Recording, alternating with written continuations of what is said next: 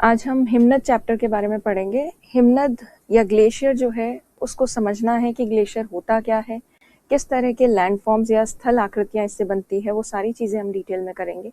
और कुछ एक जो मेजर ग्लेशियर्स हैं वर्ल्ड के, उनके बारे में भी हम डिस्कस करेंगे। अब देखिए, ग्लेशियर या हिमनद किसको कहते हैं? जब बर्फ का एक बहुत बड़ा जमा हुआ टुकड़ा जो है वो धीरे धीरे आगे गति करता है, आगे मूव करता है, उसी को हिमनद कहते हैं। तो यहाँ पर ये हिम और नद, इसका मतलब ये है हिमानी या बर्फ की नदी। नद मतलब नदी। नदी जिस तरह से गति करती है वैसे हिमनद भी गति करता है, मूवमेंट करता है, पर यह मूवमेंट बहुत स्लो होता है। तो बर्फ के बड़े बड़े टुकड़े जब धीरे धीरे आगे मूव करते हैं तो ऐसे बड़े पीसेस को कहा जाता है ग्लेशियर। अब ये जो ग्लेशियर्स हैं ये बहुत स्लो मूवमेंट करते हैं, बहुत धीमी गति से चलते हैं। पर ये ग्लेशियर्स चलते क्यों हैं? तो ये मेनली ग्रेविटी की वजह से चलते हैं, गुरुत्वाकर्षण बल के कारण चलते हैं। कैसे? तो देखिए, मान लीजिए ये कोई पर्वतीय क्षेत्र है, यहाँ बहुत बड़ा सा एक हिमनद जो है वो विकसित हो गया, यहाँ बर्फ का एक बहुत बड़ा टुकड़ा जम गया।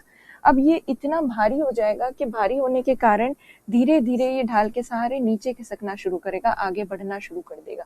तो मोस्टली जो ग्लेशियर्स मूवमेंट करते हैं ये स्लो मूवमेंट होता है, बट ये मूवमेंट का रीजन क्या है, किस कारण से मूवमेंट हो रहा है? कारण है ग्रेविटेशनल फोर्स, गुरुत्वाकर्षण बल।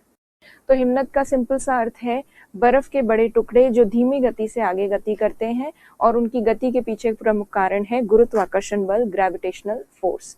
इंग्लिश में अगर देखें तो ग्लेशियर्स आर लार्ज और huge pieces of ice which move slowly because of gravitational force. अब ये हिमनद ग्लेशियर्स बने कैसे हैं या बनते कैसे हैं?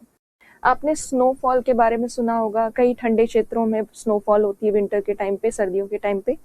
तो जो स्नो आती है ये बर्फ बहुत ही सॉफ्ट होती है, स्नो वाली जो होती है, स्नोफॉल जो होती है वो बहुत सॉफ्ट बर्फ होती है, और जब ये धरती पर गिरती है तो कुछ समय तक काफी ज्यादा स्नोफॉल होने से वो बर्फ जो है, बर्फ की एक पूरी चादर जम जाती है, और वहां पर जितने भी बर्फ है वो धीरे धीरे कंप्रेस होती जाती है और सघन होती जाती है, पास आते जाते हैं टुकड़े बर्फ के। और ये बर्फ के टुकड़े जब पास पास आते हैं तो धीरे धीरे बहुत ही सघन हो जाते हैं और काफी ज्यादा स्ट्रांगली कॉम्पैक्टेड फॉर्म में डिपॉजिट हो जाते हैं।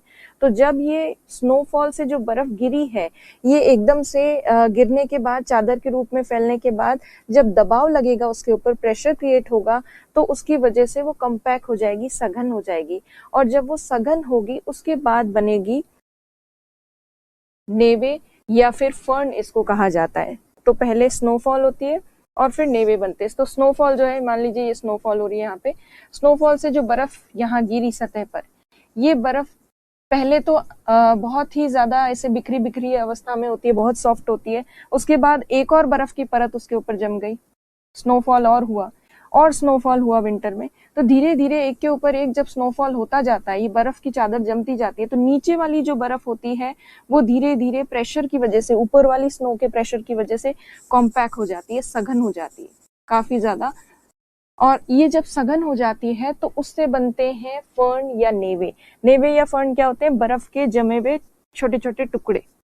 और ये टुकड़े जो हैं ये भी जब कुछ समय बाद बहुत ज्यादा इनके ऊपर प्रेशर लगेगा, जैसे यहाँ पर मान लीजिए नेवे और फर्न बन चुके, ये नेवे या फर्न है। सबसे ऊपर तो स्नोफॉल जो हुआ था, बर्फ जो हुई थी, बर्फबारी जो हुई थी, उसकी वजह से जो बर्फ आई है वो है। और उसके नीचे सघन हुई भी बर्फ, जो पिछले साल बर्फ गिरी थी वो अब सघन हो चुकी है, और वो किस में कन्वर्ट हो चुकी है? फर्न या नेवे में कन्वर्ट हो चुकी है। फर्न या नेवे क्या होते हैं? कॉम्पैक्टेड फॉर्म में जो स्नो होता है उसके जो छोटे टुकड़े होते हैं उसे फर्न या नेवे कहा जाता है। फर्न या नेवे जो है इसके ऊपर भी जब कुछ समय तक प्रेशर लगेगा, बहुत ज्यादा दाब लगेगा, तो ये और ज्यादा सघन होके ये एक पिंड बन जाएगा, पूरा एक आइस का एक बहुत बड़ा टुकड़ा बन जाएगा, और बहुत हार्ड टुकड़ा बन जाएगा, कठोर और एक स्ट्रॉन्ग पीस ऑफ आइस जब बन जाता है तब जाके ग्लेशियर का फॉर्मेशन होता है। तो अब देखिए नेवे देख लेते हैं कैसे होते हैं। ऐसे होते हैं नेवे, ये बर्फ के टुकड़े जो हैं, अब ये जब आपस में एक साथ सब जुड़ जाएंगे, कॉम्पैक्ट हो जाएंगे, सघन हो जाएंगे, और एक हार्ड आइस का एक बड़ा सा पीस बनेगा, तो वो क्या कहलाएगा? ग्लेशियर कहलाएगा। हिमानी या हिमनद या ग्लेशियर से कहते हैं। तो इस तरह से ग्लेशियर्स बनते हैं। जो स्नोफॉल होता है, स्नो के अक्यूमुलेशन से, स्नोफॉल के अक्यूमुलेशन से नीचे वाला जो स्नो होता है उसके ऊपर प्रेशर लगता जाता है कंटिन्यूसली, ऊपर स्नोफॉल होता जाता है, और नीचे वाला जो स्नो है वो धीरे धीरे फर्न में कन्वर्ट होता है या नेवे के में कन्वर्ट होता है, और फर्न और नेवे से कन्वर्ट होकर वो धीरे धीरे ग्लेशियर का फॉर्म ले लेता है। तो ग्लेशियर एक दिन में नहीं बनता, काफी सालों बाद ग्लेशियर जो है वो बनता है। एक साल में तो स्नो कन्वर्ट होती है फर्न या नेवे में, उसके बाद फर्न और नेवे कन्वर्ट होते हैं ग्लेशियर में, तो बहुत लंबा समय लगता है। तो समझिए ग्लेशियर जो है बहुत लॉन्ग टाइम लेता है बनने में। और फिर उसके बाद जब ये ग्लेशियर शुरू में बनता है तो शुरू में बहुत छोटा होता है, उसके बाद और भी पीसेस इसमें ऐड ऑन होते जाते हैं, ग्लेशियर का साइज बढ़ जाता है। फिर ग्लेशियर जब बहुत ज्यादा भारी हो जाता है, ये बर्फ का टुकड़ा या आइस का टुकड़ा, तब जाके ये धीरे धीरे आगे गति करता है, जब ये बहुत हैवी हो जाता है तब। तो ये ग्लेशियर्स इस तरह से बनते हैं। तो देखिए ये एक ग्लेशियर की पिक्चर है। ग्लेशियर ये तो बहुत पतला सा ग्लेशियर है, इसकी मोटाई काफी कम है। इससे बहुत बड़े बड़े मोटे मोटे ग्लेशियर्स होते हैं, बहुत बिग साइज में। ग्लेशियर जब आगे मूव करता है, आगे की तरफ गति करता है, तो ग्लेशियर का जो बीच वाला हिस्सा है ये ज्यादा आगे बढ़ता है, और साइड वाले किनारे वाले जो हिस्से हैं वो इतना ज्यादा आगे नहीं बढ़ते। तो ग्लेशियर के मूवमेंट के टाइम पे सब जगह ग्लेशियर के सब पार्ट्स में मूवमेंट सिमिलर नहीं होता है। ग्लेशियर का जो मिडिल पोर्शन है, मध्य भाग, वो ज्यादा तेजी से आगे जाता है, और किनारे वाले जो भाग हैं वो धीमी गति से आगे जाते हैं। तो अक्सर ग्लेशियर जो है वो आपको इस तरह से आगे की तरफ ऐसे मिलेगा, जिसमें ये बीच वाला हिस्सा आपको ज्यादा आगे की तरफ निकला हुआ देखने को मिलेगा। ऐसा इसलिए होता है क्योंकि इसमें तो आपको नजर नहीं आ रहा, बट जनरली ग्लेशियर्स के आसपास कोई ना कोई चट्टान या कोई पर्वत की किनारे होते हैं, और इसी वजह से बीच में से जो ग्लेशियर का मध्य भाग है उसको तो रोकने वाला कोई भी पार्ट नहीं होता, बट किनारे वाले जो हिस्से होते हैं वहां पर्वत का कुछ भाग होता है किनारे वाला, और वो जो माउंटेन के रॉक्स हैं वो ग्लेशियर के मूवमेंट में बाधा उत्पन्न करते हैं या ऑब्स्ट्रक्शन क्रिएट करते हैं। इसीलिए साइड वाले किनारे वाले हिस्से जो है वो धीरे धीरे आगे बढ़ पाते हैं, बीच वाला जो सेक्शन है ग्लेशियर का वो ज्यादा आगे बढ़ता है तेजी से। तो ये ग्लेशियर का मूवमेंट इस तरह से होता है, और ये होते हैं ग्लेशियर्स। तो अब आपको ये समझ में आ गया कि ग्लेशियर क्या होते हैं, बर्फ के जमे हुए बड़े टुकड़े जो धीरे धीरे आगे मूव करते हैं ग्रेविटेशनल फोर्स की वजह से। अब देखिए ग्लेशियर्स जो हैं ये भी एक बड़ा ग्लेशियर है, और इस तरह के जो ग्लेशियर्स होते हैं, ग्लेशियर्स दो तरह के होते हैं। यहाँ पर एक बेसिक डेफिनेशन दी गई है ग्लेशियर की इंग्लिश में, a large long lasting mass of ice that forms on land and moves downhill under its own wait. अपने खुद के वजन की वजह से वो आगे गति करता है ग्लेशियर। और ग्लेशियर जो है मेनली दो टाइप के होते हैं, अल्पाइन ग्लेशियर और कॉन्टिनेंटल ग्लेशियर या महाद्वीपीय हिमनद। और अल्पाइन ग्लेशियर जो है ये पर्वतों पर बनते हैं, ऊंचे पर्वतों पर, और पर्वतों पर बनने के बाद धीरे धीरे ये पर्वतों के पदेन क्षेत्रों में बनते हैं और फिर धीरे धीरे आगे घाटी की तरफ सरकते हुए आते हैं। इसीलिए इनको वैली ग्लेशियर भी कहा जाता है, या घाटी हिमनद भी इनको कहते हैं, घाटी हिमनद या वैली ग्लेशियर। तो अल्पाइन शब्द क्यों यूज हुआ है? तो हमने अल्पाइन शब्द इसलिए यूज होता है, किसी भी ऐसी चीज के लिए अल्पाइन टर्म यूज किया जा सकता है जो ऊंचाई पर हो, ऊंचाई पर। ये अल्पाइन शब्द ऊंचाई के लिए क्यों यूज किया जाता है? क्योंकि यूरोप में एक आल्प्स पर्वत है जो काफी ऊंचा है, तो आल्प्स पर्वत के हिसाब से कोई भी ऊंची चीज जो होती है उसको अल्पाइन संज्ञा दे दी जाती है। और अल्पाइन वनस्पति भी होती है, अल्पाइन वनस्पति का मतलब है ऊंचे पर्वतों पर पाई जाने वाली वनस्पति। अल्पाइन हिमनद का मतलब है ऊंचे पर्वतों पर पाया जाने वाला हिमनद या ग्लेशियर। तो अल्पाइन ग्लेशियर जो है उन्हें माउंटेन ग्लेशियर भी कह सकते हैं, वैली ग्लेशियर भी कह सकते हैं। और कुछ एक ग्लेशियर्स ऐसे होते हैं, हिमनद ऐसे होते हैं जो बहुत बड़े भूभाग पर, सतह पर ही काफी ज्यादा ग्लेशियर्स हमें देखने को मिल जाते हैं। ऐसे हिमनद जो बहुत बड़े क्षेत्र में फैले हुए हों उन्हें महाद्वीपीय हिमनद कहते हैं। ये तो केवल पर्वतीय क्षेत्र में, जो बहुत बड़े एरिया में पूरी बर्फ की चादर बिछी हुई है किसी एरिया में, जैसे अंटार्कटिका में, ग्रीनलैंड में पूरा का पूरा एरिया इतना ठंडा है कि पूरा बर्फ से ढका हुआ है, वहां बहुत सारे ग्लेशियर हैं। इवन सरफेस पर ही बहुत सारे ग्लेशियर हैं, पर्वत पर जो तो जाने की बात ही नहीं है। और ऐसे जो ग्लेशियर्स होते हैं जो बहुत बड़े एरिया में फैले होते हैं और कॉन्टिनेंट के सरफेस वाले हिस्से में ही स्थित होते हैं, उन्हें कहा जाता है महाद्वीपीय हिमनद, या फिर इन्हें आइस शीट्स भी कहा जाता है, बर्फ की चादर भी कहा जाता है, क्योंकि पूरा अंटार्कटिका वाला पार्ट, ग्रीनलैंड वाला पार्ट बर्फ की चादर से ढका हुआ है। तो ये दो तरह के ग्लेशियर्स होते हैं। आगे इनको और क्लियरली देखते हैं। तो देखिए ये दो तरह के हिमनद होते हैं। अल्पाइन हिमनद जो हैं ये मोस्टली आपको ट्रॉपिकल और टेम्परेट रीजन में देखने को मिलते हैं। उष्णकटिबंधीय क्षेत्रों में आपको अगर कोई हिमनद मिलेगा तो आपको ट्रॉपिकल रीजन में सतह पर या मैदानी क्षेत्र में तो कोई ग्लेशियर मिलने से रहा, क्योंकि इतने गर्म होते हैं ट्रॉपिकल रीजन। तो ट्रॉपिकल रीजन में कोल्ड टेम्परेचर आपको केवल कहाँ मिलता है? ऊंचे पर्वतों पर। तो ट्रॉपिकल रीजन्स जो होते हैं उष्णकटिबंधीय क्षेत्र, वहां केवल आपको पर्वतीय क्षेत्रों में ऊंचे पर्वतों पर ही हिमनद मिल सकता है। सतह पर या नीचे मैदानी क्षेत्र में हिमनद ग्लेशियर मिल ही नहीं सकता। और इवन टेम्परेट रीजन्स जो होते हैं शीतोष्ण कटिबंधीय क्षेत्र, वहां पे भी ज्यादातर आपको ग्लेशियर्स कहाँ मिलते हैं? पर्वतीय क्षेत्रों में मिलते हैं। और कॉन्टिनेंटल ग्लेशियर्स जो होते हैं महाद्वीपीय हिमनद, ये हमें मिलते हैं पोलर रीजन में, ध्रुवीय क्षेत्र में। क्योंकि पोलर रीजन इतने ज्यादा ठंडे हैं, वहां इतना ज्यादा कम टेम्परेचर है कि सतह पर ही तापमान बहुत कम पाया जाता है, इसीलिए सरफेस के ऊपर ही आपको ग्लेशियर्स हिमनद देखने को मिलते हैं, वहां पर्वत पे जाने की जरूरत नहीं है। अब ये जो ग्लेशियर्स हैं अल्पाइन हिमनद, जिन्हें पर्वतीय हिमनद, घाटी हिमनद भी कहते हैं, ये पर्वतों पर पाए जाते हैं। ये महाद्वीपीय हिमनद सतह पर पाए जाते हैं, जिन्हें आइस शीट या फिर बर्फ की चादर भी कहते हैं। अब जो ग्लेशियर्स होते हैं ये स्नो लाइन पर डिपेंड करते हैं। स्नो लाइन जहाँ पे भी होती है, हिम रेखा के ऊपर ही ग्लेशियर्स या हिमनद पाए जाते हैं। अब ये हिम रेखा क्या होती है? तो हिम रेखा किसी भी क्षेत्र में एक किसी पर्वत पर या किसी भी भूभाग पर ऐसी रेखा या ऐसी लाइन होती है जिसके ऊपर, ये मान लीजिए स्नो लाइन है, इस पर्वतीय क्षेत्र में ये जो स्नो लाइन ड्रॉ की गई है, ये एक ऐसी लाइन है जिसके ऊपर पूरा का पूरा जो पर्वत का भाग है वो हमेशा बर्फ से ढका रहता है, हमेशा स्नो कवर्ड रहता है। तो पर्वतीय क्षेत्रों में ऐसी लाइन को स्नो लाइन कहा जाता है जिसके ऊपर माउंटेन रीजन में हमेशा थ्रू आउट द ईयर, पूरे साल भर बर्फ से ढका हुआ क्षेत्र देखने को मिले। स्नो लाइन की ऊंचाई कितनी होगी ये डिपेंड करता है कौन से जोन में, कौन से क्षेत्र में हिमनद है या ग्लेशियर है, कौन से क्षेत्र में ये पर्वत है। जैसे जैसे हम इक्वेटर से, विषुवत रेखा से जैसे जैसे हम पोल्स की तरफ जाते हैं, हिम रेखा जो है वो उसकी ऊंचाई कम होती जाती है। मतलब हिम रेखा की ऊंचाई कम होती जाती है, मतलब इसका है कि इक्वेटोरियल रीजन में, विषुवत रेखीय क्षेत्र में, जहां आपको ग्लेशियर बहुत ज्यादा ऊंचे पर्वतों में मिलेगा, मान लीजिए 6000 मीटर की ऊंचाई पर, 5000 मीटर की ऊंचाई पर, जैसे जैसे आप पोल्स की तरफ जाएंगे वैसे वैसे आपको ग्लेशियर या फिर स्नो लाइन जो है वो थोड़ी नीचे मिलेगी, कम ऊंचाई पर मिलेगी। हो सकता है पोलर रीजन पे जाते जाते तो बिल्कुल सतह पर मैदानी क्षेत्र में ही आपको स्नो लाइन देखने को मिले। इसीलिए पोलर रीजन में सतह वाले भाग में ही हमें हिमरेखा देखने को मिलती है, इसलिए पूरा सतह वाला भाग बर्फ से जमा हुआ रहता है। तो जैसे जैसे आप इक्वेटर से पोल्स की तरफ जाएंगे, हिम रेखा जो है उसकी ऊंचाई धीरे धीरे कम होगी, स्नो लाइन की हाइट जो है वो रिड्यूस हो जाएगी।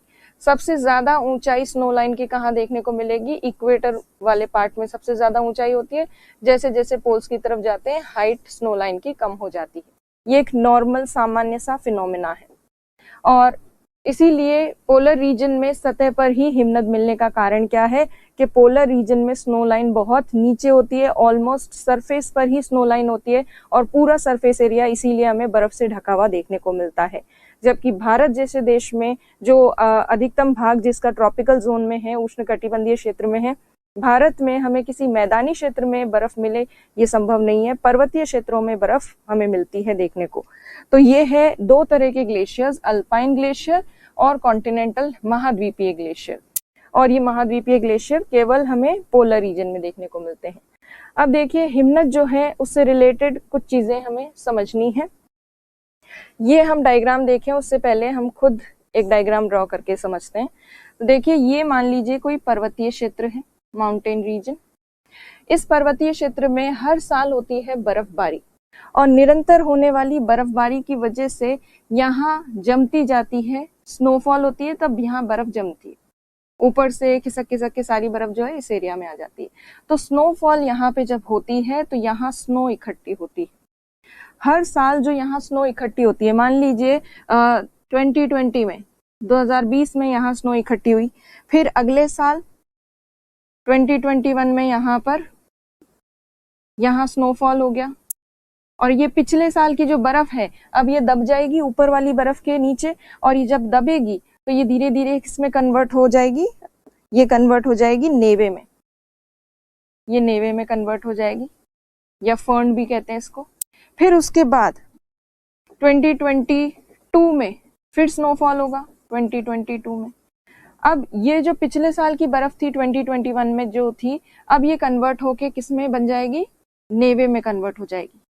और इससे पहले साल वाला जो नेवे था वो अब कन्वर्ट हो जाएगा किसमें, ग्लेशियर में, हिमनद में। ये ग्लेशियर में कन्वर्ट हो गया और ये अभी भी बर्फ है।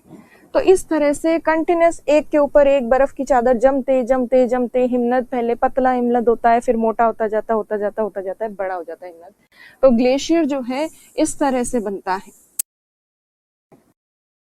तो ये ग्लेशियर आपको पर्वत के यहीं ढालों के आसपास यहाँ पर इस तरह से ग्लेशियर देखने को मिलेगा। ये मान लीजिए ग्लेशियर है, ये हिमनद है।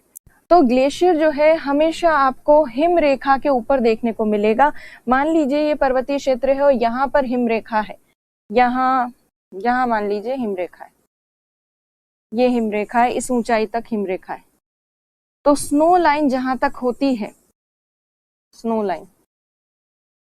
स्नो लाइन जहां तक होती है वहां तो हिमनद में अक्यूमुलेशन होता है या स्नोफॉल होती रहती है, हर साल बर्फबारी होती रहती है, उसकी वजह से हिमनद में बर्फ जुड़ती जाती है।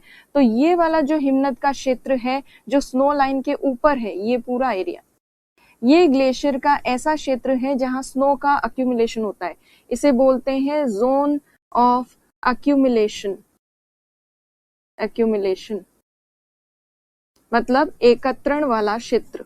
किसके एकत्रण वाला क्षेत्र, एकत्रण क्षेत्र, बर्फ के एकत्रण का क्षेत्र। क्योंकि यहाँ ये स्नो लाइन के ऊपर वाला एरिया है, यहाँ सर्दियों में हर साल बर्फबारी होती है, तो यहाँ जो हिमनद का ग्लेशियर का जो सेक्शन, जो हिस्सा यहाँ पर है, वहाँ हर साल बर्फ जमती है। तो अक्यूमुलेशन या एकत्रण का क्षेत्र है। यहाँ बर्फ जमने के बाद जब हिमनद भारी हो जाता है तब वो आगे सरक जाता है। तो हिमनद का जो भाग स्नो लाइन को क्रॉस कर चुका है वो एरिया जो ग्लेशियर का है, ये है जोन ऑफ अब्लेशन। क्योंकि स्नो लाइन के आगे निकल गया है, इसी वजह से गर्मियों में यहाँ पर जो है थोड़ी थोड़ी ग्लेशियर की मेल्टिंग होगी, पिघलेगा थोड़ा थोड़ा ग्लेशियर। तो ये वाला जो एरिया है ग्लेशियर का जो स्नो लाइन से आगे है, इसे कहते हैं जोन ऑफ एब्लेशन। या इसको एब्लेशन को मेल्टिंग भी कहा जाता है। तो इसे कहा जाता है पिघलने वाला क्षेत्र, या पिघलने वाला क्षेत्र कह सकते हैं, बर्फ के पिघलने वाला क्षेत्र। तो एक हिमनद को जब हम देखते हैं तो हिमनद का कुछ भाग अक्यूमुलेशन जोन में होता है, कुछ भाग एब्लेशन जोन में होता है, एकत्रण वाले क्षेत्र में, और कुछ भाग पिघलने वाले क्षेत्र में।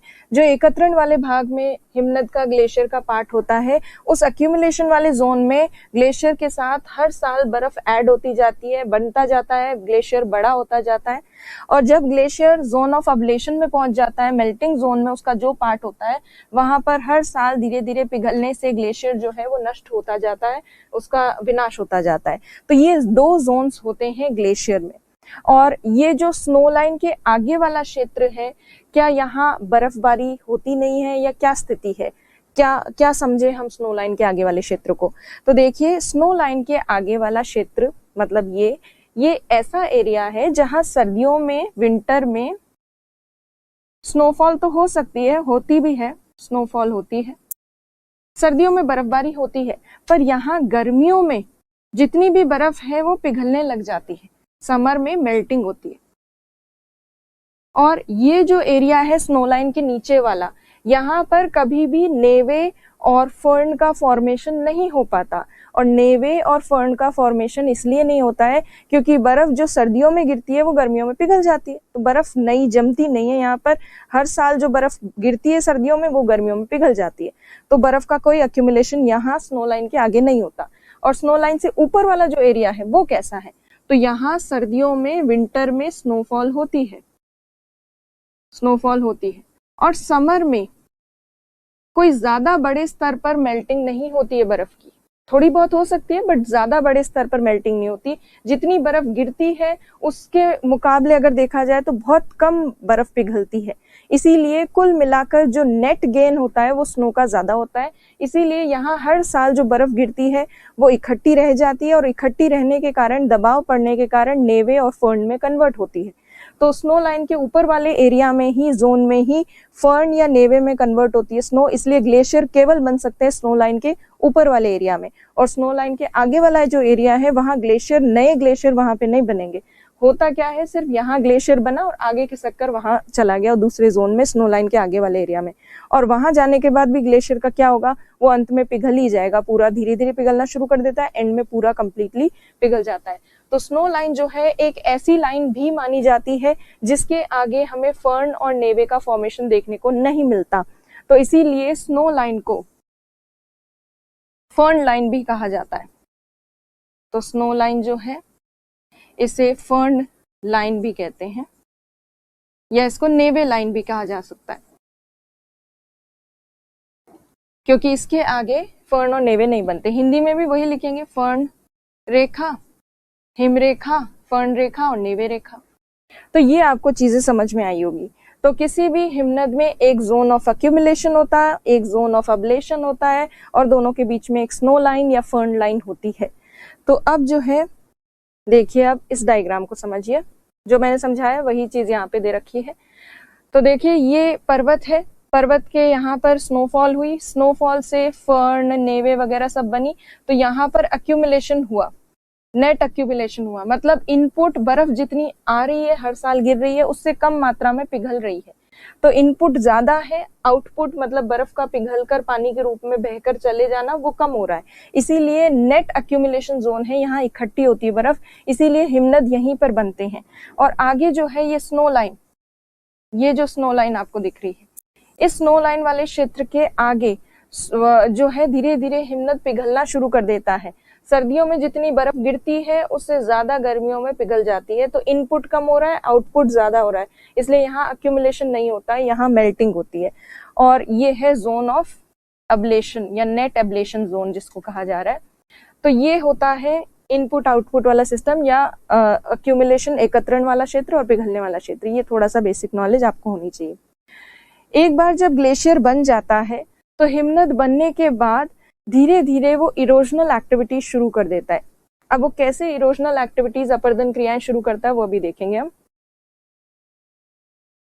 तो देखिए हिमनद बन चुका है, ग्लेशियर बन चुका है, और ग्लेशियर जब बन जाता है उसके बाद ये जो चट्टानें होती हैं जिस पर्वत के आसपास वो हिमनद ग्लेशियर बना है, मान लीजिए ये चट्टानों में क्या होता है, कुछ एक दरारें होती है, जैसे ये दरार है, मान लीजिए ये दरार है।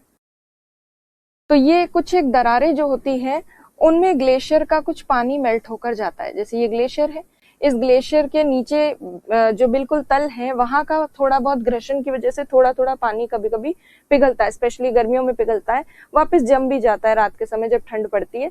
तो कंटिन्यूसली जो ग्लेशियर का वाटर है वो थोड़ा थोड़ा इन दरारों में घुसता जाता है, और दरारों में घुसने के बाद फिर ये वापस जम जाता है।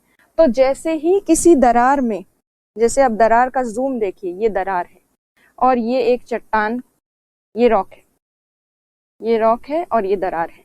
अब होता क्या है, जब इसमें पानी गिरता है या पानी आता है ग्लेशियर का, और फिर रात के समय या ठंड पड़ने पर ये जब जमेगा, तो जमने पर इसका पानी का वॉल्यूम बढ़ जाएगा। जैसे आपने देखा होगा कि जब आप फ्रिज में पूरा फुल भर के बॉटल को और ढक्कन लगा के फ्रीजर में रख देते हैं, रेफ्रिजरेटर में, तो उसमें जब फ्रीजर में रखते हैं बर्फ जमाने के लिए, तो वो बॉटल अगर प्लास्टिक की होती है तो वो फूल जाती है, इतना ज्यादा उसमें बर्फ जम जाता है, क्योंकि बर्फ जमने के बाद उसका वॉल्यूम बढ़ जाता है। तो जब ये पानी था तब तो ये दरार में इकट्ठा हो गया, और जैसे ये बर्फ बना तो ये जो है ये इसका वॉल्यूम बढ़ गया बर्फ बनने के बाद, और इसी वजह से वॉल्यूम या आयतन बढ़ने के कारण ये दरार को चौड़ी कर देता है और बढ़ा देता है। तो दरार जो है वो और चौड़ी हो जाएगी अब जब ये जमेगा। तो जमने से दरार और चौड़ी हो गई, अब ये चौड़ी हो गई, चौड़ी और गहरी भी हो गई। अब वापस से पानी जमेगा, वापस से बर्फ बनेगी, वापस से ये और चौड़ी होगी और गहरी भी हो जाएगी, और इसी तरह से ये किनारे वाली इस साइड वाली जो है ये भी गहरी भी हो जाएगी, चौड़ी भी हो जाएगी दरार। ऐसे कंटिन्यूसली इसमें पानी आता जाएगा, जमता जाएगा और दरार को चौड़ा करता जाएगा। और एक समय ऐसा आएगा कि ये जो चट्टान का ये छोटा सा जो हिस्सा है जो दरार के बीच में था, ये रॉक का पीस जो है ये टूटकर अलग हो जाएगा रॉक से। तो ये पूरा कंप्लीटली जो है दरार से, ये जो यहाँ क्रैक था वो पूरा डेवलप हो चुका है और ये रॉक का जो पीस है ये टुकड़ा अब अलग हो जाएगा। तो इस तरह की जो अपक्षय होता है, इस तरह से जो कटिंग करता है ग्लेशियर आसपास की चट्टानों की, उसे कहते हैं फ्रीज एंड थाउ वेदरिंग। फ्रीज का मतलब तो जमना और थाउ का मतलब पिघलना, वेदरिंग। तो इसे हिंदी में कहा जाता है तुषारी अपक्षय। तुषारी अपक्षय का मतलब है किसी चट्टान के टुकड़ों का टूटना। किस कारण से टूटना? क्योंकि निरंतर उसमें पानी आ रहा है, जम रहा है, फिर वापस पिघल रहा है, फिर जम रहा है। निरंतर पिघलने और जमने के कारण इस तरह के चट्टानों के टुकड़े अलग हो जाते हैं। फिर उसके बाद ये जब ये चट्टानों का टुकड़ा अलग हो गया तो अब क्या होगा, इसके ऊपर जो भी ग्लेशियर होगा, इसके ऊपर जो भी हिमनद था, उस हिमनद के साथ ही ये जाकर जुड़ जाएगा जमने के बाद। जैसे पहले पिघले हुए था पानी यहाँ पे, अब जब जमेगा दोबारा तो ये ग्लेशियर का ही पार्ट हो जाएगा, ग्लेशियर में ही समा जाएगा। और आगे जब ग्लेशियर मूव करेगा, धीरे धीरे गति करेगा, तो ग्लेशियर हिमनद जो है इस टुकड़े को उखाड़कर यहाँ से अपने साथ आगे ले जाएगा। तो जब ग्लेशियर इस तरह के चट्टानी टुकड़ों को अपने साथ जमा कर, उखाड़ कर और इस पर्वतीय भाग से आगे की तरफ ले जाना शुरू कर देता है, तो उस क्रिया को कहते हैं उत्पाटन, प्लकिंग। प्लक करना, तोड़कर निकाल लेना और अपने साथ आगे ले जाना। तो ग्लेशियर जो है वो प्लकिंग भी करते हैं। फिर प्लकिंग करने के बाद और क्या होता है, तो देखिए ये एक मान लीजिए ग्लेशियर है। इस ग्लेशियर में कई सारे रॉक्स के टुकड़े हैं जो इसके साथ ही आगे जा रहे हैं। इसने प्लकिंग कर ली, इसके साथ ही टुकड़े जम गए हैं और आगे की तरफ जा रहे हैं। जरूरी नहीं है कि सारे टुकड़े जो हैं एग्जैक्टली बर्फ के अंदर ही हो। कुछ टुकड़े का कुछ पार्ट जो होता है चट्टान का वो बाहर निकला हुआ हो सकता है बर्फ से, कुछ अंदर हो सकता है।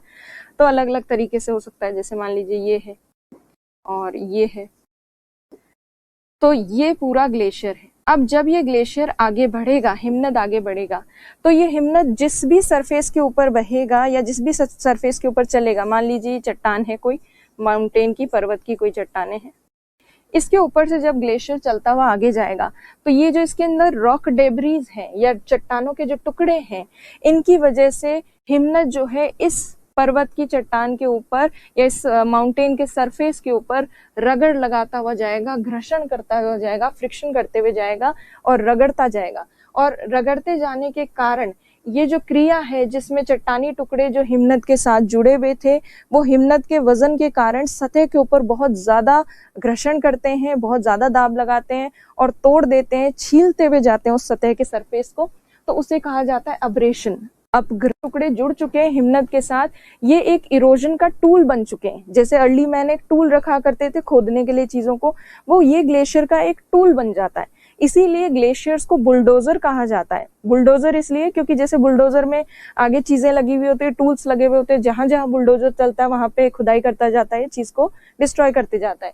वैसे ही ग्लेशियर जो है उसके साथ जो ये रॉक डेब्रीज जुड़ गई हैं, ये एक इरोजनल टूल बन चुकी हैं और जिस सरफेस पर ग्लेशियर चलेगा उसको पूरा रगड़ देंगी ये और पूरा अपरदित कर देंगी।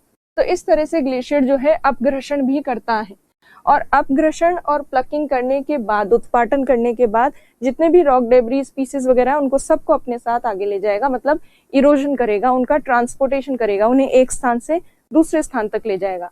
फिर अंतिम अवस्था में जब धीरे धीरे ग्लेशियर पिघलने लगेगा तो यही टुकड़े जो ये पर्वतों से लाया था, ये टुकड़े निकलेंगे और ये टुकड़े धीरे धीरे कहीं ना कहीं जमेंगे। तो इस तरह से ग्लेशियर जो है अपनी अंतिम अवस्था में जो है निक्षेपण भी करता है, डिपोजिशन भी करता है। और ग्लेशियर जब इरोजन कर रहा होता है तो रास्ते में जो भी चट्टानें आती हैं, जिस भी सरफेस के ऊपर से ये गुजरता है, उसको रगड़ते हुए जाता है, उसको इरोड करते हुए, उसको काटते हुए जाता है।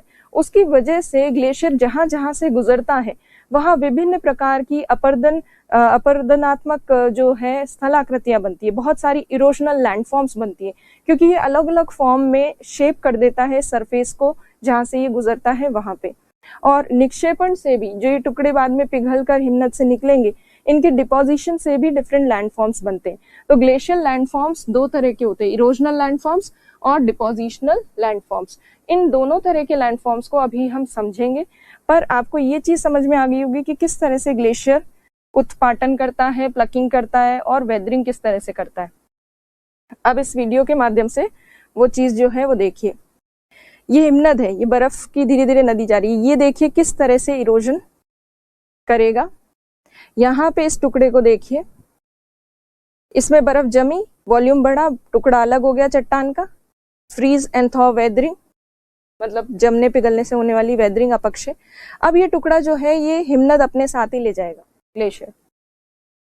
अब प्लकिंग होगी, इसको प्लकिंग को कहते हैं उत्पाटन, अपने साथ उखाड़ कर ले जाना। दूसरे टुकड़े भी साथ हो लिए। अब ये जो रॉक्स के टुकड़े हिमनद के ग्लेशियर के साथ जा रहे हैं, अब ये रगड़ लगाते हुए जा रहे हैं नीचे सरफेस पर, सतह पर, और रगड़ की वजह से क्या हो रहा है, अब्रेजन। और ये टुकड़े जो है अब ये एक स्थान से दूसरे स्थान तक जा रहे हैं, जिसे हम क्या कहते हैं, ट्रांसपोर्टेशन भी कह सकते हो आप, अपर्दन भी कह सकते हो, इरोजन भी कह सकते हो। ये सब टुकड़े धीरे धीरे ग्लेशियर के साथ आगे चलते हुए जा रहे हैं। इसमें बहुत फास्ट मूवमेंट बताया ग्लेशियर का, बट इतना फास्ट होता नहीं। एंड में जहां पे ग्लेशियर खत्म हो रहा है, जहां पिघल रहा है वो, वहां धीरे धीरे जो है, जैसे ये स्नोमैन पिघलता है वैसे ही ग्लेशियर भी पिघलता है। ग्लेशियर जब पिघलेगा वैसे वैसे यहाँ पर ये जो रॉक डेब्रीज है, ये चट्टानों के टुकड़े, ये अब नीचे धीरे धीरे जमने लग जाएंगे, डिपोजिशन होगा। और डिपोजिशन से फिर डिफरेंट लैंडफॉर्म्स बनेंगे, अलग अलग स्थलाकृतियां बनेगी। तो ये स्थलाकृतियां इस तरह से बनेंगी। अब तो आपको ये पूरा प्रोसेस समझ में आएगा कि ग्लेशियर कहाँ किस तरह से बनता है, कैसे आगे मूव करता है, क्या क्या करता है, किस तरह की इरोजनल एक्टिविटीज होती हैं ग्लेशियर की। अब ये समझ में आ गई है, तो हम लैंडफॉर्म्स को अब हम देखते हैं। अच्छा, लैंडफॉर्म्स देखें उससे पहले अभी जैसे मैंने आपको बताया जोन ऑफ, अब प्लकिंग वगैरह भी आप समझ चुके हो। तो जो दो जोन्स हमने किए थे, जोन ऑफ अक्यूमुलेशन और जोन ऑफ अब्लेशन, उसके साथ साथ अब आप प्लकिंग वगैरह का प्रोसेस अगर समझ चुके हो तो उसको भी देखिए।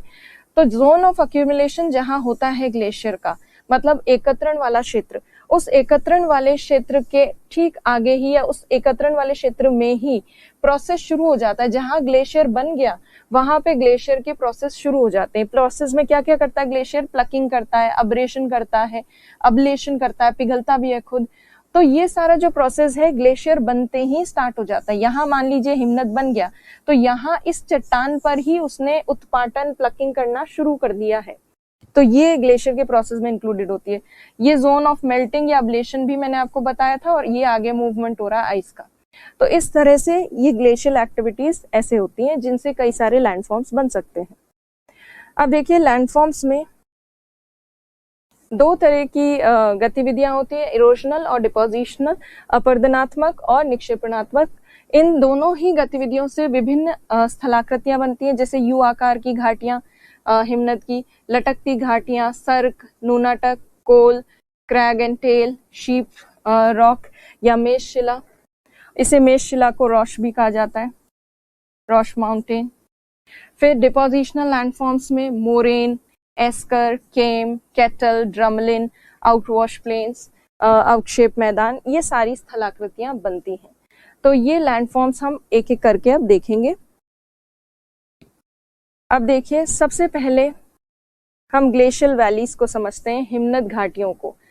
जिस तरह से नदी अपर्दन करती है और घाटियां बनाती है, नदी की घाटियां तो वी आकार की होती हैं, क्योंकि नदी जो है वो बहुत नीचे से कटाई ज्यादा करती है और नदी की स्पीड ज्यादा तेज होती है, इसलिए नीचे से इरोजन वो ज्यादा कर पाती है।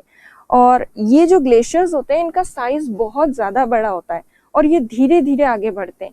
इसीलिए ग्लेशियर जो वैली बनाते हैं, क्योंकि इनका साइज बहुत बड़ा है, इसलिए हिमनद जो घाटी बनाते हैं वो यू आकार की होती है।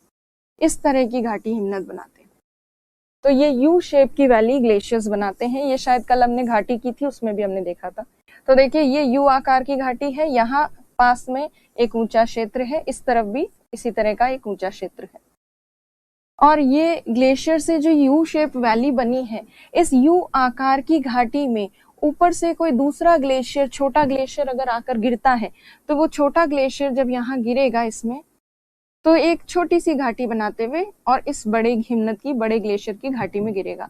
तो ऐसे जब छोटा ग्लेशियर बड़े ग्लेशियर की घाटी में, यू शेप की वैली में आकर गिरता है, तो ये जो वैली है, ये घाटी, ये इस बड़ी घाटी के ऊपर लटकती हुई लगती है, लटकती हुई प्रतीत होती है। तो ऐसी घाटियां जो होती हैं उनको लटकती घाटियां या हैंगिंग वैली कहा जाता है।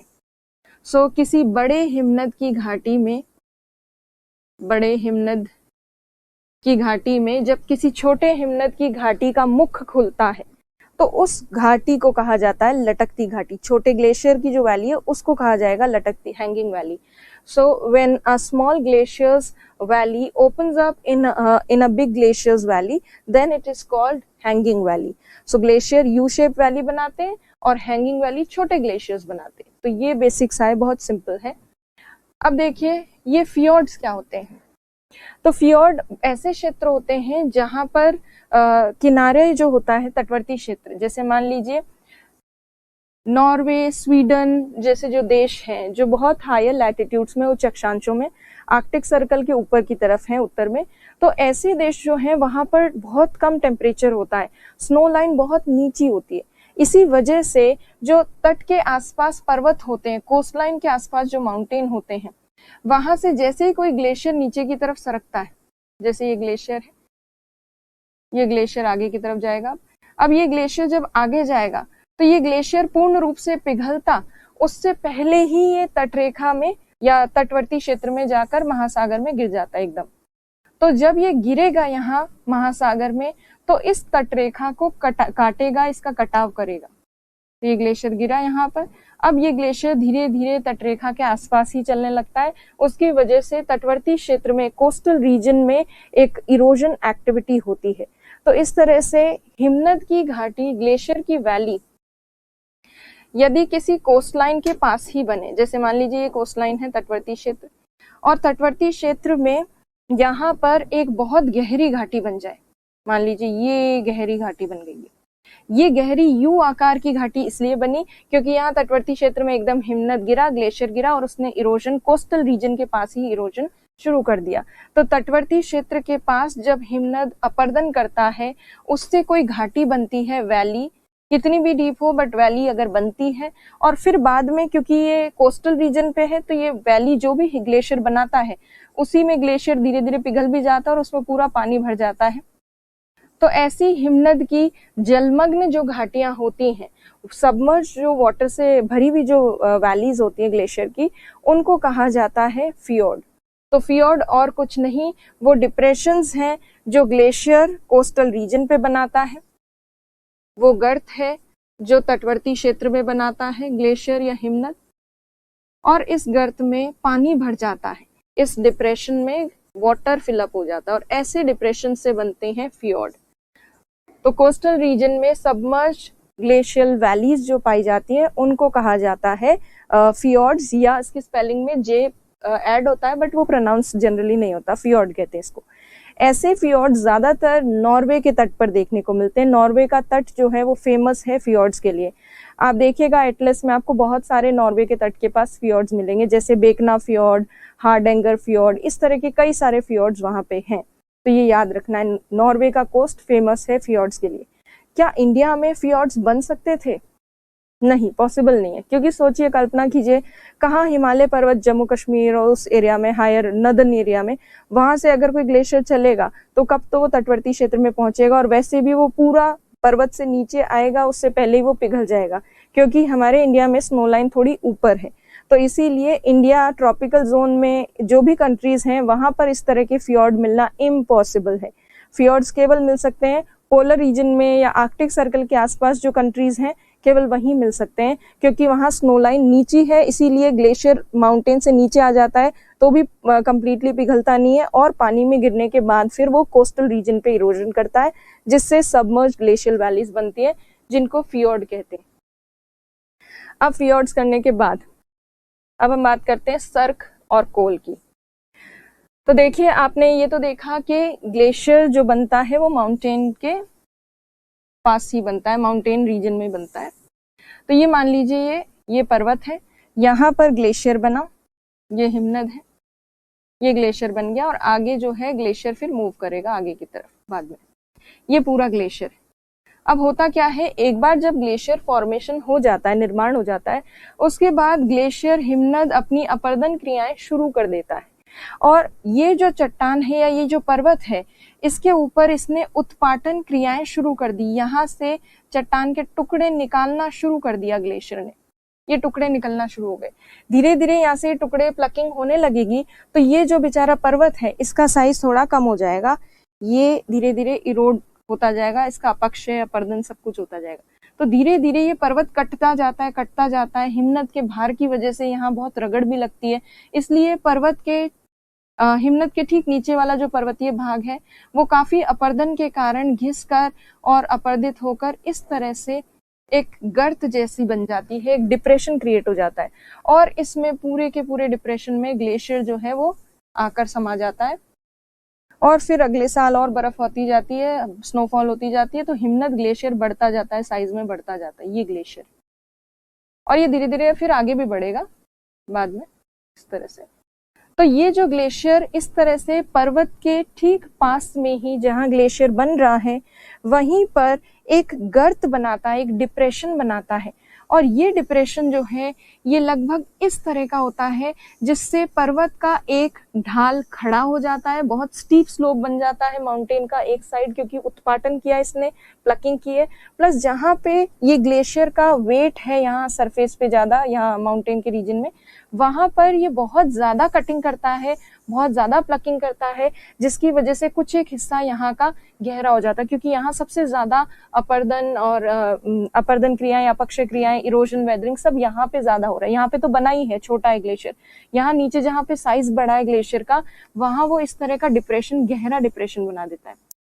तो इस तरह से ग्लेशियल एक्टिविटीज से जब एक आर्म चेयर के रूप में एक डिप्रेशन क्रिएट होता है, आर्म चेयर शेप्ड डिप्रेशन, ऐसे डिप्रेशन को कहते हैं सर्क। इसे कोरी भी कहा जाता है, कोरी भी कहते हैं, इसको कम भी कहते हैं, अलग अलग लैंग्वेजेस में इसके अलग अलग नाम है। तो आर्म चेयर शेप डिप्रेशन क्या है हिंदी में अगर देखें तो एक आराम कुर्सी जो होती है, आराम कुर्सी, एक आराम कुर्सी के आकार की जब गर्त बनती है, आकार की गर्त, उसी को कहा जाता है सर्क। तो हिमनद के कारण आराम कुर्सी के आकार की जो गर्त बनी है उसी को सर्क कहा जाता है। आराम कुर्सी तो देखी होगी आपने, ऐसी होती है ना, ऐसी इस तरह की आराम कुर्सी, ऐसा डिप्रेशन क्रिएट हुआ है। कुर्सी में तो नीचे ये भी होती है, ठीक, ये आराम कुर्सी होती है, देखी होगी आपने। तो इस तरह का जो डिप्रेशन क्रिएट होता है उसको सर्क कहते हैं। सर्क की गहराई भी होती है, काफी गहरा होता है, ये देखिए काफी गहरा है। सर्क की लंबाई भी होती है, लेंथ भी होती है, डेप्थ भी होती है और चौड़ा भी होता है। यहाँ से तो आपको 2 डायमेंशनल डायग्राम ही दिख रहा है, पर केवल ये लाइन तो है नहीं, जहां तक जितना मोटा हिमनद है उतना ही चौड़ा यहाँ पर वो सर्क वाला गड्ढा बना होगा। तो ये जो है इस तरह का गर्त या डिप्रेशन जो बनता है उसको सर्क कहा जाता है। तो सर्क की गहराई, लंबाई, चौड़ाई सब होती है। और सर्क जो है, अब उसको हम एक पिक्चर में देखेंगे। देखिए ये पर्वत है, पर्वतीय क्षेत्र में यहाँ पे तो हिमनद थोड़ा पतला है, जहाँ पे ग्लेशियर का मैक्सिमम डिपोजिशन है वहाँ मैक्सिमम इरोजन होता है, वहाँ सर्वाधिक अपर्दन, अपक्षय सब हो रहा है, इसलिए यहाँ हिमनद ने कटाव ज्यादा किया तो ये एरिया गहरा बन गया, इसीलिए ये आराम कुर्सी का आकार ले लिया है इस एरिया ने, इस क्षेत्र ने। उसके बाद फिर धीरे धीरे और जब ग्लेशियर बड़ा हो जाएगा तो वो आगे धीरे धीरे मूव करेगा। तो ये जो आराम कुर्सी का आकार है यही कहलाता है सर्क। सर्क जब तक ग्लेशियर उसके ऊपर होता है, जमा हुआ हिमनद होता है, तब तक हम लोग बाहर से खड़े होकर देखते हैं तो हमें लगता है हाँ बर्फ की चादर जमी हुई है, पर जब ग्लेशियर वहां से निकल जाता है, हट जाता है वहां से, या पिघल कर चला जाए या कहीं और चला जाए सरक कर, तो उसके बाद हमें ये डिप्रेशन देखने को मिलता है और उसी डिप्रेशन को सर्क कहते हैं। कई बार सर्क में जब हिमनद पिघल जाता है, ग्लेशियर पिघल जाता है, तो इसी सर्क के डिप्रेशन में, ये सर्क है, और इसी सर्क के डिप्रेशन में जब ग्लेशियर पिघल जाने से पानी भर जाता है तो उसको कहा जाता है टांड झील, टांड झील, टांड लेक। तो सर्क में हिमनद के पिघलने से, जल के जमा होने से बनने वाली झील को टांड झील कहते हैं, उसको सर्क झील भी कहा जाता है। तो ये भी आपको याद रखना है। अब देखिए सर्क, अभी तो आपने साइड व्यू देखा और मैंने अंदर से आपको दिखाया कि ग्लेशियर के नीचे क्या हो रहा है, पर वास्तविकता में जब हम आंखों से देखते हैं तो हमें ग्लेशियर के नीचे क्या हो रहा है वो तो दिखता नहीं है ना। तो हमें बाहर से क्या दिखता है, किस तरह से दिखता है, तो देखिए ये मान लीजिए ये पर्वत है, ये पर्वतीय क्षेत्र में यहाँ पर मान लीजिए ये जो मैं ब्लू कलर का बनाऊंगी वो सर्क वाला एरिया होगा। ये है बर्फ जमा हुआ, यहाँ पे जो ग्लेशियर है वो यहाँ पर इस तरह से बना हुआ है, ये ग्लेशियर का पूरा एरिया है। और ये ग्लेशियर जो हमें अभी दिख रहा है ऊपर से पूरा का पूरा, हमें तो केवल बाहर से बर्फ दिख रही है, इसके नीचे वो कुर्सी के जैसे आकार की गर्त है, डिप्रेशन है। तो यही जो है ये क्या कहलाता है, सर्क कहलाता है। अभी तो बर्फ जमी हुई है, जब पिघल कर निकल जाएगी तो आपको गड्ढा दिख जाएगा, अभी नहीं दिखेगा क्योंकि अभी यहाँ पे बर्फ है। तो ये जो डिप्रेशन इसके नीचे है, इस बर्फ के नीचे, वही सर्क है। सर्क जहाँ पे भी बनता है उस सर्क के किनारे भी होते हैं, उसके किनारे पर उसकी जो साइड वॉल्स होती हैं वो बहुत मैंने जैसे बताया लंबा भी होता है सर्क, चौड़ा भी होता है और गहरा भी होता है। तो गहरा है तो इसके किनारों पर जो इसकी साइड वॉल्स होती हैं, किनारे पर जो दीवार होती है वो काफी तीव्र ढाल वाली होती है और इसके किनारों पर इस तरह की हमें कटक सी देखने को मिलती है। ये माउंटेन वाला एरिया है, ये पर्वत का वो भाग है जो कि थोड़ा ऊंचा है और उस यहाँ पर ये खड़े ढाल है और इस खड़े ढाल के आगे यहाँ ये आपको सर्क देखने को मिल रही है। ये पूरा सर्क है इस हिमनद के नीचे, अभी तो ग्लेशियर ही दिख रहा है, इस हिमनद के नीचे सर्क है। तो सर्क के दोनों तरफ, दोनों किनारों पर हमें पर्वत का एक भाग देखने को मिलता है, माउंटेन का कुछ सेक्शन होता है जो एक हमें कटक के जैसा देखने को मिलता है, रिज के जैसा, या फिर हम कह सकते हैं सॉ शेप्ड रिज या सॉ टीथ रिज। तो सर्क के दोनों तरफ आरी के समान एक कटक देखने को मिलती है, समान कटक। ऐसी आरी के समान जो कटक होती है सर्क के दोनों तरफ जो हमें देखने को मिलती है, जो माउंटेन के पर्वत का जो किनारा है सर्क के दोनों तरफ वाला, वो आरी के समान कटक होती है जो इस तरह से उबड़ खाबड़ होती है। तो ऐसी आरी के समान जो कटक होती है सर्क के दोनों तरफ, इसको कहते हैं सीरेटेड रिज। सीरेटेड रिज या हिंदी में भी इसको सीरेटेड रिज ही कहा जाता है, या आरीय कटक भी कह सकते हैं इसको, या इसको एक और नाम दिया जाता है, इसको आरेत भी कहते हैं। आरेत, इंग्लिश में भी आरेत कहते हैं। तो जो सर्क होता है उसके दोनों तरफ हमें सीरेटेड रिज या फिर आरेत देखने को मिलते हैं। वो पर्वतीय भाग होता है जो उबड़ खाबड़ एक कटक के रूप में अलग से थोड़ा ऊंचा नजर आता है क्योंकि उसके बीच में सर्क ने गड्ढा कर दिया है। तो सर्क ने गड्ढा नहीं किया, हिमनद ने सर्क का गड्ढा कर दिया, सर्क रूपी गर्त जो है वो बना दिए। तो इस तरह से सीरेटेड कटक हमें देखने को मिलती है। एक जो माउंटेन होता है उसपे एक ग्लेशियर तो नहीं होता, बहुत सारे ग्लेशियर्स होते हैं, और जितने ग्लेशियर्स होंगे, जैसे एक पर्वत है, मान लीजिए ये माउंटेन है, इसमें यहाँ पर एक सर्क बन गई, एक सर्क यहाँ बन गई, एक सर्क यहाँ बन गई। तो डिफरेंट सर्क होती हैं, हर एक पर्वत पर बहुत सारी सर्क होती हैं, और इस तरह के जो सर्क बनते हैं उनके बीच बीच में क्या देखने को मिलती है, आरेत देखने को मिलते हैं या सीरेटेड रिज देखने को मिलती है। तो यहाँ पर एक और सर्क बना देते हैं और अभी उस सर्क में हिमनद भरा हुआ होगा तो आपको नीचे से नहीं दिखेगा। तो ये एक और ग्लेशियर है, इसके नीचे एक डिप्रेशन है, इस ग्लेशियर के नीचे भी, और वो भी क्या है, वो भी एक सर्क है, एक डीप डिप्रेशन है। तो इस तरह के सर्क बहुत सारे होते हैं माउंटेन के पास में। और जब एक पर्वत के चारों तरफ बहुत सारे सर्क बन जाते हैं तो माउंटेन जो है वो धीरे धीरे खड़े ढाल वाला तो हो ही जाता है। आपको पता है कि जब कहीं पर, मैंने अभी बताया, जब कहीं पर सर्क बनती है तो पर्वत का ये ढाल जो है ये धीरे धीरे खड़ा तो हो ही जाता है, खड़ा ढाल हो गया। अब इसकी दूसरी तरफ भी मान लीजिए सर्क बन जाए, यहाँ पे तो एक सर्क बन ही गया पर्वत के, इसके दूसरी तरफ भी यहाँ एक सर्क बन जाए तो वो भी क्या करेगी, इसके इस ढाल को खड़ा कर देगी। ये जो वॉल है ये स्टीप स्लोप की हो जाएगी, यहाँ पर एक बन गया, इसके इस तरफ भी अगर एक और बन जाए तो धीरे धीरे यहाँ से भी कटाव होगा। तो इस तरह से किसी पर्वत के दोनों तीनों तरफ अगर सर्क बनते हैं तो सर्क का जो ऊपरी भाग होता है, शीर्ष भाग, अपर पार्ट ऑफ सर्क, वहां पे माउंटेन बहुत ज्यादा इरोड होता है और स्टीप वॉल्स बन जाती हैं। और धीरे धीरे किसी माउंटेन के चारों तरफ जब सर्क बनते हैं तो माउंटेन का जो ऊपर वाला हिस्सा है वो बहुत ही छोटा पतला सा बचता है, इस तरह का। तो इस तरह का जो हिस्सा बचता है पर्वत का आसपास कटक होने की आसपास सर्क होने की वजह से, ऐसे नुकीले भाग को, पर्वत के ऐसे नुकीले भाग को कहा जाता है गिरिशृंग। गिरिशृंग, गिरिशृंग कहते हैं इसको। और ओवरऑल इंग्लिश में इसको कहा जाता है, I forgot what it is called, I will just recall and tell you. तो ये गिरिशृंग जो है इसको हॉर्न कहते हैं इंग्लिश में। तो इसको हॉर्न कहते हैं या गिरिशृंग कहते हैं। तो किसी भी सर्क के ऊपरी भाग का अपर्दन अधिक होने से, शीर्ष भाग का अपर्दन अधिक होने से इस तरह के गिरिशृंग या हॉर्न बनते हैं पर्वतों के ऊपर। इस तरह के हॉर्न का एक बेस्ट एग्जाम्पल है मेटर हॉर्न। मेटर हॉर्न जो स्विट्जरलैंड में। तो मेटर हॉर्न एक हॉर्न है जो ग्लेशियर्स की वजह से बना है। तो आपने इसमें ये सर्क करते करते आपने 2-3 लैंडफॉर्म्स देखे। एक तो खुद सर्क है, सर्क के आसपास क्या है, सीरेटेड रिजेस हैं जिसे आरेत कहते हैं।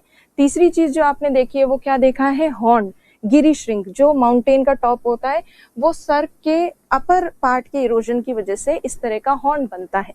तो ये भी समझ में आ गया होगा आपको। अब एक और चीज समझिए जो है कॉल। कॉल भी समझ लेते हैं। किसी माउंटेन में जैसा आपने देखा कि मान लीजिए यहाँ पर सर्क अगर बनता है इस माउंटेन के दोनों तरफ, तो यहाँ की ऊपर वाला जो पार्ट है माउंटेन का ये भी इरोड होगा और यहाँ नीचे वाला तो काफी डीपली इरोड होगा इस तरह से। फिर ये वाला हिस्सा भी इरोड होगा और काफी डीपली इरोड होगा। इस तरह से किसी पर्वत पर अगर दोनों तरफ सर्क हो, यहाँ पे भी सर्क का डिप्रेशन है, यहाँ पर भी सर्क का डिप्रेशन है, ग्लेशियर काटता जा रहा है इस माउंटेन को। कई बार इतना ज्यादा कट कर देता है, इतना ज्यादा कट कर देता है कि इस पर्वत में, इस माउंटेन में ऑलमोस्ट ये बिल्कुल नीचा हो जाता है और 2 सर्क के मिलने से माउंटेन्स के आर पार एक रास्ता मिल जाता है। सर्क की वजह से वो पूरा कट जाता है माउंटेन वाला रीजन और एक एरिया मिल जाता है जहां से सीधा आर पार जा सकते हैं पर्वतों के। तो जहां बहुत सारे सर्क होंगे वो पर्वत को पूरा काट भी सकते हैं। तो ऐसे जो पर्वतों में द्वार मिलते हैं सर्क की कटाव की वजह से या हिमनद के कटाव की वजह से, सर्क, 2 सर्क मिलने से, इसे कहा जाता है कॉल।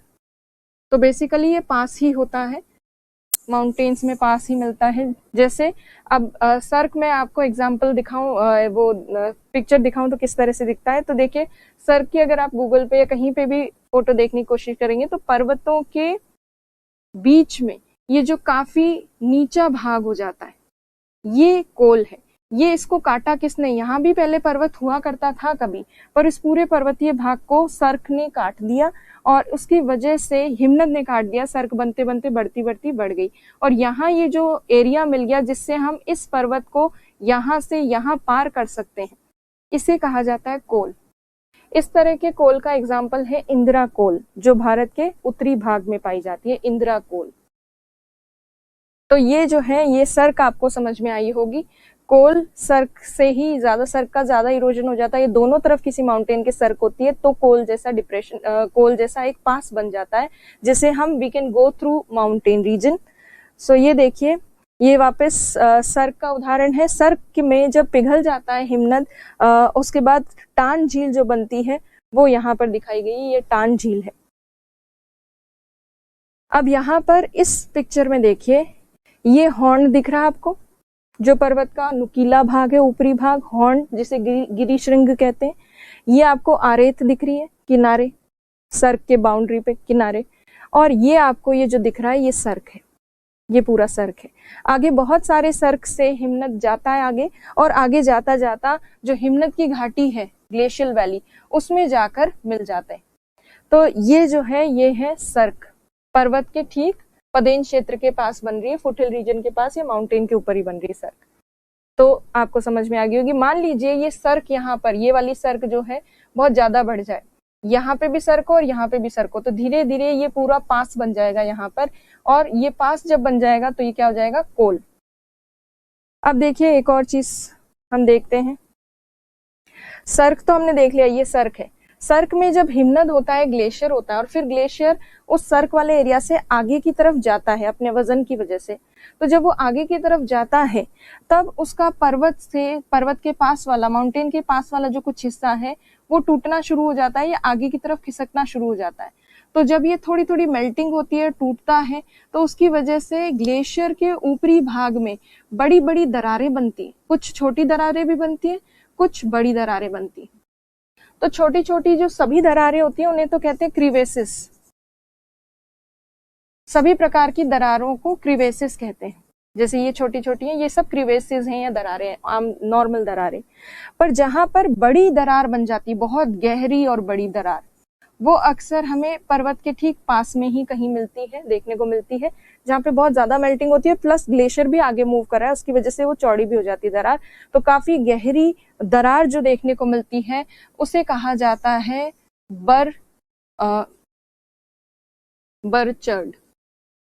बरचर्ड। इसमें जो ये जी और एस है ये ऑलमोस्ट साइलेंट है, तो बरचर्ड क्या होती है? एक गहरी और बड़ी क्रिवेसिस जो होती है या दरार जो होती है उसी को बरचर्ड कहते हैं। तो ऐसी दरारें क्रिवेसिस कहलाती है और ऐसी बड़ी दरार जो होती है उसको बरचर्ड कहते हैं। जब भी कोई पर्वतारोही जाते हैं, माउंटेनियर्स जाते हैं, कोई जैसे मान लीजिए माउंट एवरेस्ट चढ़ने जा रहे लोग, तो वो जब बर्फीले पर्वतीय क्षेत्रों पे पर्वतारोहण करते हैं तो करते करते बीच में एकदम से ऐसे बरचर्ड आ जाते हैं और यहाँ से मानव का इसको क्रॉस करना बहुत मुश्किल होता है। यहाँ पे कोई व्यक्ति खड़ा है तो कैसे यहाँ से यहाँ आएगा ये? तो इसीलिए माउंटेनियर्स के लिए बरचर्ड जैसी जो गहरी खाइयाँ होती है या कटाव होते हैं या दरारें होती है बहुत डेंजरस होती है। और मान लीजिए कई बार क्या होता है कि एकदम से स्नोफॉल हुआ, ये पर्वतारोही जा रहा था आगे माउंट एवरेस्ट की तरफ चढ़ने के लिए, यहाँ अचानक बर्फबारी हो गई। बर्फबारी की वजह से यहाँ पर हल्की फुल्की बर्फ जो है थोड़ी बहुत यहाँ जम गई और वो बर्फ के जमने से की वजह से सरफेस के ऊपर, सतह पर पूरी बर्फ की चादर हल्की सी जमी हुई है, पर उसको दिख नहीं रहा है कि नीचे की तरफ बरचर्ड है। इसीलिए ऐसे व्यक्ति जब जाते हैं और मान लीजिए गलती से यहाँ वो पैर रख दे, पैर रखते ही वो नीचे धंस जाएगा, नीचे की तरफ चला जाएगा। इसीलिए पर्वतारोहण जब भी करने जाएं तो ग्रुप में जाएं और पूरी नॉलेज के साथ जाएं। तो देखिए ज्योग्राफी की नॉलेज हर जगह काम आती है। अगर नॉलेज होती है इसको तो इसको पता होता कि यहाँ बरचर्ड हो सकता है। इसीलिए चेक करते हुए जाते हैं माउंटेनियर्स जो होते हैं और ग्रुप में जाते हैं, उनके पास रस्सियां वस्सियां सारी चीजें होती हैं। इवन ऐसी बरचर्ड को क्रॉस करने के लिए उनके पास इक्विपमेंट्स भी होते हैं। एक ऐसा जो होती है लैडर के जैसी होती है, सीढ़ी जैसी, उसको वो यहाँ दोनों के आर पार लगा देते हैं, आराम से यहाँ से आ जाते हैं। तो ये जो चीजें हैं ये नॉलेज होनी चाहिए। तो अब देखिए बरचर्ड आपको समझ में आ गया होगा, बाकी वो तो आपको समझ आ ही गया सर्क क्या होती है। मोरेन वगैरह हम बाद में देखेंगे आगे। अब देखिए इसमें एक और आपको सर्क नजर आ रही है, ये सर्क को ही कोरी कहा जाता है। ये भी सर्क है, ये सर्क है। ये जो मैंने आपको पिरामिडिकल पीक जो है वो हॉर्न जो अभी बताया था, ग्रीशंक, वो है। और ये आरेत है, ये आरेत है जो आपको दोनों कोरी के बीच में या सर्क के बीच में देखने को मिल रहा है। और ये बैकवॉल है इसकी, और ये बैकवॉल जब ज्यादा घिस जाएगी पीछे की तरफ भी अगर सर्क हो तो यहाँ कॉल बन सकता है, एक आर पार दर्रा बन सकता है। अब देखिए ये रियल पिक्चर है। इस रियल पिक्चर में आपको ये जो नुकीली चोटियां दिख रही हैं, ये नुकीली चोटियां जो हैं ये है हॉर्न। और बाकी जो ये आपको बर्फ वाला क्षेत्र दिख रहा है, मुझे तो रिफ्लेक्शन की वजह से ज्यादा क्लियर नहीं दिख रहा है, बट हाँ ये जो है ये एरिया, ये जो बर्फ से ढका हुआ, ये कहीं ना कहीं सर्क है। और इनके बीच में जो कटक है रिज, ये रिज है आरेत, ये आरेत वाला भाग, ये आरेत वाला भाग। तो ये आपको समझ में आ गया होगा।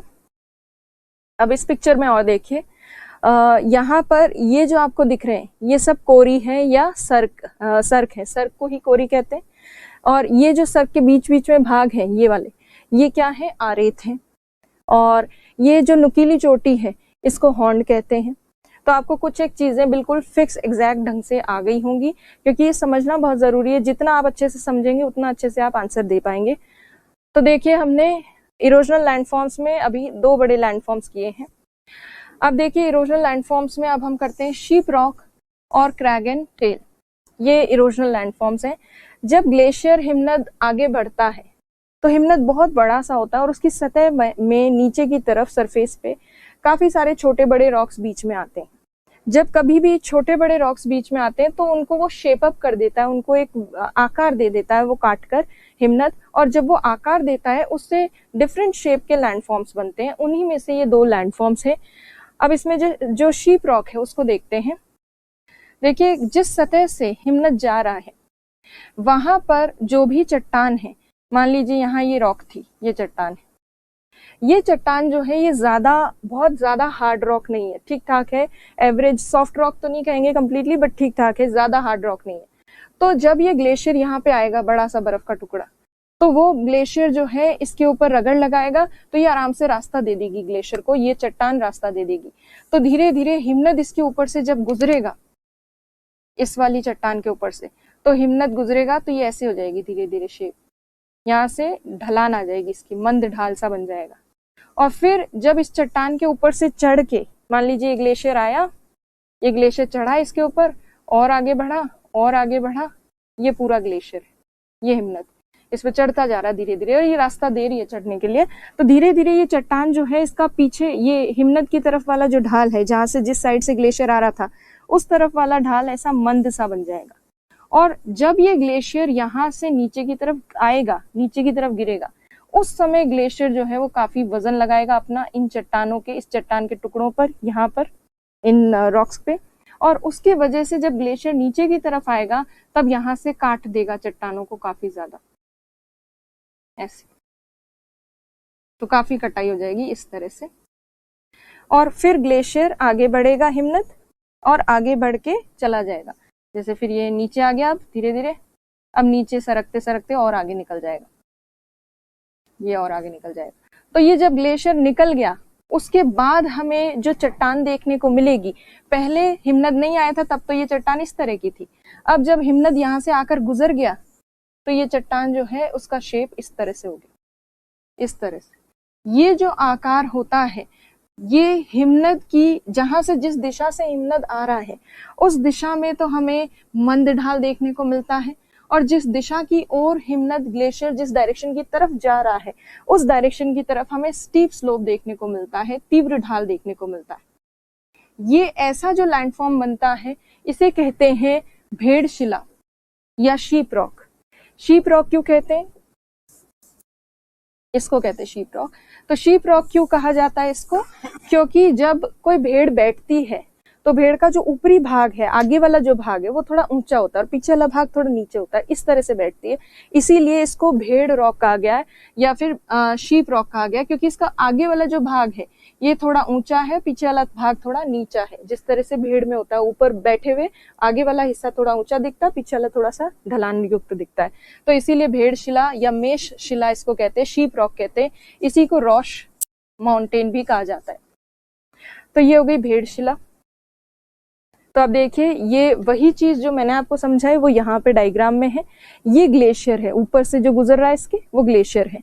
तो ग्लेशियर जब गुजरता है तो पीछे का जो किनारा है वो धीरे धीरे मंद ढाल वाला हो जाता है, और जब ग्लेशियर उतरता है, उतरते वक्त बहुत ज्यादा काटता है इस चट्टान को, और उतरते वक्त जब ज्यादा काटता है तो गिरते हुए इन चट्टानों के टुकड़ों को अपने साथ ले जाता है, इसलिए ये जो इधर वाला जो ढाल है ये तीव्र हो जाता है, स्टीप स्लोप हो जाता है। तो ऐसी जो रॉक्स होती है उनको भेड़शिला कहा जाता है, आगे वाला हिस्सा भेड़ बैठी होती है तब ऊंचा होता है इसलिए। तो ये समझ में आ गया होगा आपको, शीप रॉक, भेड़शिला। अब देखिए, अब हम बात करते हैं शीप रॉक के बाद क्रैगन टेल की। शीप रॉक ये है, ये क्रैगन टेल है। शीप रॉक का बिल्कुल ऑपोजिट जो होता है वो क्रैगन टेल होता है। कैसे होता है? तो अभी देखिए, आपने देखा भेड़शिला तब बन रही है जब इस तरह की चट्टान है जो ग्लेशियर को आगे गति करने दे रही है, रोक नहीं रही है, ज्यादा उसका विरोध नहीं कर रही है, ऐसी रॉक है। पर कभी कभी जहां से हिमनद गुजरते हैं, ग्लेशियर गुजरते हैं, वहां पे बहुत कठोर चट्टानें होती हैं, हार्ड रॉक्स। ये हार्ड रॉक इजीली जो है ग्लेशियर को पास ऑन नहीं होने देती, या हिमनद जो है ग्लेशियर के वेट को सहती हैं, एकदम से उसको रास्ता नहीं देती। तो ऐसी जब कठोर चट्टानें आ जाती हैं और उन कठोर चट्टानों की तरफ जब ग्लेशियर हिमनद बल लगाता है तो इन कठोर चट्टानों के द्वारा भी रेजिस्टेंस दिया जाता है या विरोध किया जाता है इसका।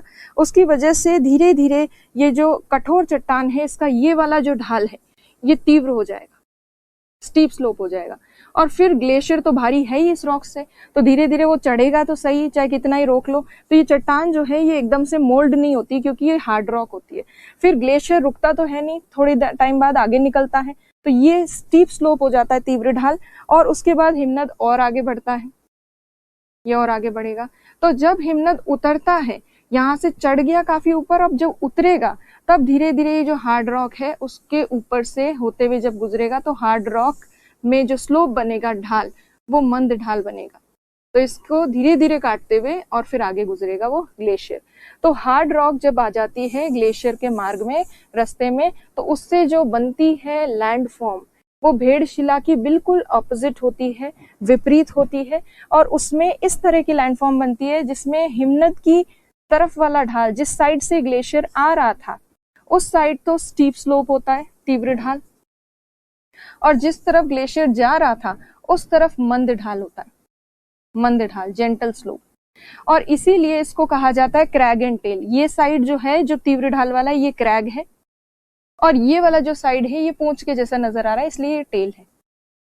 तो क्रैग और टेल जो स्थलाकृति है वो कठोर चट्टानों के हिमनद के बीच रास्ते में आने से बनती है, और ये कठोर चट्टानों से तीव्र ढाल बनता है एक तरफ मंद ढाल बनता है, और ये बिल्कुल भेड़शिला की विपरीत होती हैं, ऑपोजिट होती हैं, और इसे हिंदी में श्रृंग और पुच्छ कहा जाता है। ये श्रृंग है और ये पूंछ वाला क्षेत्र है। तो ये समझ में आया होगा आपको। इसकी एक और डायग्राम देखेंगे अभी। ये इसका एक और डायग्राम है। ये कठोर चट्टान है, इसके ऊपर से जब हिमनद गया तो हिमनद ने कुछ इस तरह से इसको आकृति दे दी, ये ढाल तीव्र हो गया, ये ढाल मंद हो गया। तो ये होते हैं क्रैग और टेल। तो ये दो लैंडफॉर्म साथ करने का पर्पस था, दोनों एक दूसरे के ऑपोजिट हैं। भेड़शिला याद रखनी है, आगे से थोड़ी ऊंची उठी हुई होती है, पीछे से पीछा, मतलब अब पीछे आगे किसको कहें वो डिपेंड करता है। ग्लेशियर की साइड से जो आ रहा है, जिस साइड से ग्लेशियर आ रहा है वहां पे उसका ढाल मंद होता है, और जहां ग्लेशियर उतर रहा है वहां पे ढाल उसका तीव्र होता है, भेड़शिला का। और उसकी विपरीत ये क्रैग एंड टेल होती है, श्रृंग और पुच्छ। अब देखिए नूनाटक। नूनाटक किसको कहा जाता है? नूनाटक एक ऐसे पर्वत को या एक ऐसी छोटी पहाड़ी को कहा जाता है जो कि पूरे बर्फ से ढके हुए मैदान में बीच में खड़ी हो, अलग से पृथक रूप से सेपरेटली नजर आए, क्योंकि ये इस पर बर्फ जमी भी नहीं होती। तो बर्फ से ढके मैदानी क्षेत्रों में जहां बीच में बिना बर्फ से ढकी हुई छोटी सी पहाड़ी जैसी है, उसको हम क्या कहते हैं? नूनाटक कहते हैं। तो ये नूनाटक है, ये तो बहुत सिंपल है। अब देखिए इस एनिमेशन से आपको समझ में आएगा, ये बर्फ थी, अब ये बर्फ धीरे धीरे पिघलती हुई बताएंगे, उसके बाद जो बचेंगी घाटियां, ये सूखी हुई घाटियां इस तरह से, ये देखिए सर्क, बाद में ऐसा बचेगा। वापस देखिए इसको, अभी बर्फ से ढकी हुई है, धीरे धीरे बर्फ आगे चली जाएगी, एक समय बाद पिघल कर यहाँ से चली जाएगी, उसके बाद ये गड्ढे दिखेंगे, जैसे यहाँ ये सर्क दिख रही है, यारेत दिख रही है, और ये हॉर्न है। तो जब तक ग्लेशियर रहता है तब तक आप जो सर्क है वो कितनी गहरी है वो पता नहीं लगा सकते, वो पता नहीं चलता। जब हिमनद ग्लेशियर वहां से निकल जाता है उसके बाद ये हमें नजर आती चीजें। तो होपफुली ये चीज आपको समझ में आ गई होंगी। अब हमें डिपोजिशनल लैंडफॉर्म्स करनी है, या फिर जो निक्षेपणात्मक गतिविधियां हैं या स्थलाकृतियां हिमनद की वो करनी है, बट आज करेंगे तो बहुत ज्यादा लंबी हो जाएगी क्लास, तो इसीलिए नेक्स्ट क्लास में हम डिपोजिशनल लैंडफॉर्म्स को डिस्कस करेंगे। ओके, तब तक आप रिवाइज कीजिए, जितनी आपको पिक्चर्स मिले गूगल पे और ढूंढना हो तो देखिए, ताकि आपको और अच्छे से समझ में आ जाए जो भी चीजें अभी तक हमने की है उनको। Okay, thank you.